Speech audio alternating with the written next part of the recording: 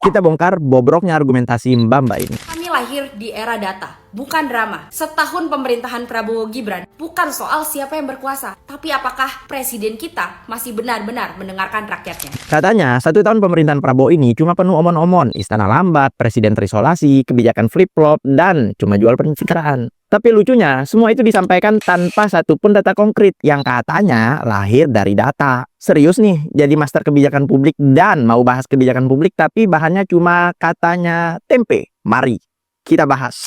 Pertama, soal respon istana lambat. Faktanya, baik itu Mensesnek atau Menseskap, langsung kasih pernyataan resmi. Kamis malam 28 Agustus 2025. Cuma beberapa jam setelah insiden ojol di Pejompongan itu. Bukan keesokan harinya, cuma beberapa jam. Cuma memang secara tanggal keesokan harinya. Apalagi kalau bilang 12 jam lebih, itu pun staff.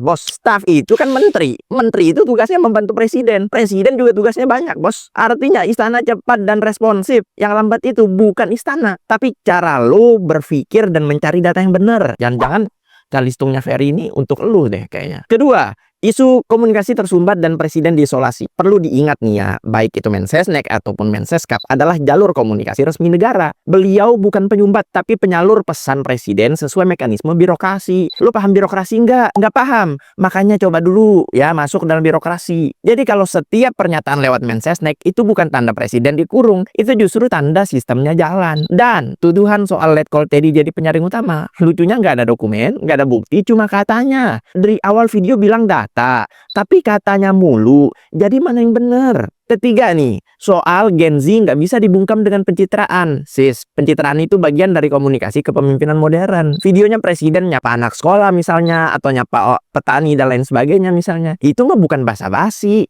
tapi cara membangun kedekatan emosional dengan rakyat. Sementara urusan ekonomi, geopolitik, kebijakan strategis nggak mungkin dong semua diumbar ke kamera. Tapi lihat dong hasilnya. Jangan denial. Coba lu lihat nih, gua bikin 5 part video khusus untuk membahas terkait dengan apa saja yang sudah dilakukan oleh presiden selama 1 tahun kepemimpinan. Itu namanya strategi komunikasi, bukan omon-omon. Lu yang omon-omon karena belum jelas juga karya lu buat apa. Keempat, tuduhan kebijakan flip-flop alias nggak konsisten. Padahal justru itu bukti pemerintah adaptif dan peka terhadap masukan publik. Revisi soal PPN dan gas melon 3 kg misalnya, itu bukan tanda pelin-pelan, tapi tanda mau dengerin rakyat. Karena itu kan kebijakan yang dibuat sebelumnya, lalu kemudian direvisi oleh negara. Kalau misalnya direvisi sebelum akhirnya diterapkan, itu namanya melanggar aturan, melanggar undang-undang. Ini kan udah ditetapin sebagai undang-undang, lalu kemudian disahkan, lalu kemudian dibatalkan. Begitu mekanismenya, bos. Nggak pernah aktif di organisasi. Pantas. Negara demokrasi itu memang harus bisa koreksi diri, bukan ngotot biar kelihatan tegas tapi salah arah. Dan lo harus paham itu sebagai orang yang